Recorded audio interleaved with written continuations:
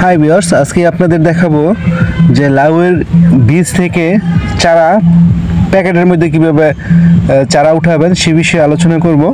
তো দুইভাবে চারা লাগানো হয় লাউয়ের।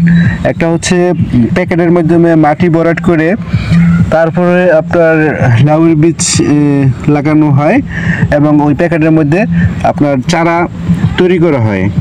তো এটা হচ্ছে একটা সুবিধা। আরেকটা হচ্ছে আপনি সরাসরি বীজের লাউয়ের বীজ সরাসরি আপনি লাউয়ের বীজ মাটির মধ্যে যে বীজ তৈরি করবেন ওই বীজের মধ্যে রোপণ করা।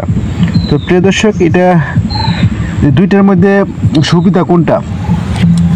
তো প্রথমত যদি বলি, আপনি লাউয়ের বীজ প্রসেসিং করে আপনি পলিথিনে আপনার লাউয়ের বীজটা যদি লাগান, সেক্ষেত্রে আপনার সুবিধা হচ্ছে যে লাউয়ের চারা যখন আপনার 20 থেকে 22 দিন যাবে, তখন কিন্তু আপনার এই চারাগুলি যেইখানে আপনি বীজ তৈরি করছেন ওইখানে লাগালে দেখা যায় যে বিভিন্ন ধরনের পোকামাকড় থেকে চারাগুলি বেঁচে যায়।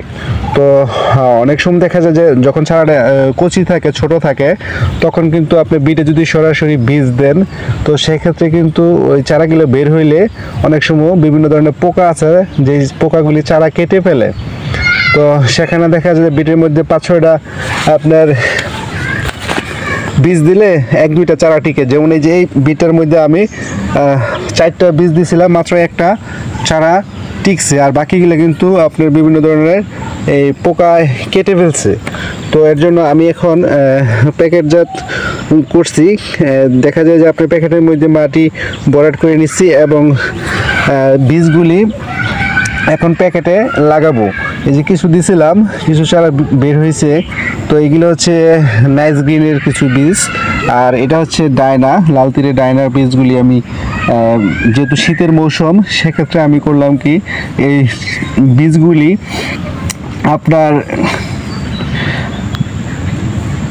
কিনে এনে 2 ঘন্টা রোদ্রে দিয়ে রাখলাম। তারপর হচ্ছে বীজগুলি 12 ঘন্টা ভিজিয়ে রাখলাম ছত্রাকনাশক দিয়ে। তারপর সকালবেলা ওই পানি ফেলে দিয়ে এরকম সুতি কাপড়ের মধ্যে বীজগুলি দিয়ে বেঁধে সুন্দর করে, তারপরে যে কৌটা, এরকম একটা কৌটা লাগবে। তো এই কৌটার মধ্যে এই সুতি কাপড় দিয়ে সুন্দর করে ঢেকে তারপরে যে এটার ভিতর মুখা লাগিয়ে রাখছিলাম। তো কয়েকদিন রাখছিলাম, আপনার শীতের মৌসুমে 4 দিন রাখছিলাম। 4 দিন পরে কিন্তু এই চারাগুলি এইভাবে এই বীজ থেকে আপনার এই যে দেখা যায় যে চারা আর যে জটগুলি আছে এগুলি বের হচ্ছে। এটা মূলত হচ্ছে এই জটগুলি হচ্ছে এটা হচ্ছে জট। আর এইখান থেকে চারাটা বিচিটা কীভাবে লাগাবেন, বিচিটা অনেকে ভুল করে থাকি, মনে করি এটা চারা। তো অনেক সময় আমরা কিন্তু এইভাবে এই গ্যাসটা উপরে দিয়ে লাগাই। তো এইভাবে লাগালে কিন্তু আপনার চারা যদি 10টা বিচি লাগান, তাহলে 2-1টা চারা বের হবে।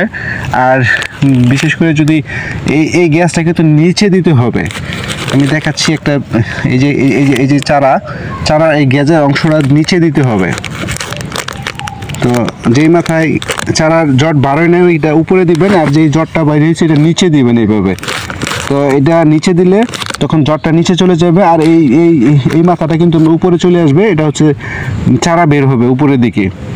তো প্রিয় দর্শক, এইভাবে আপনারা বীজ প্যাকেটজাত করবেন এবং এই প্যাকেটের মধ্যে এইভাবে লাগানোর পর আপনার দেখা যায় যে 5-6 দিন পরে আবার এই চারাটা বের হয়ে উপরে আসবে এবং চারার বয়স যখন 20-22 দিন হবে, তখন আপনি যেখানে বীজ তৈরি করছেন সার, গোবর বা মাটির সার দিয়ে, বিভিন্ন ধরনের সার দিয়ে আপনি যে বীজটা প্রসেসিং করছেন ওইখানে লাগাই দিবেন।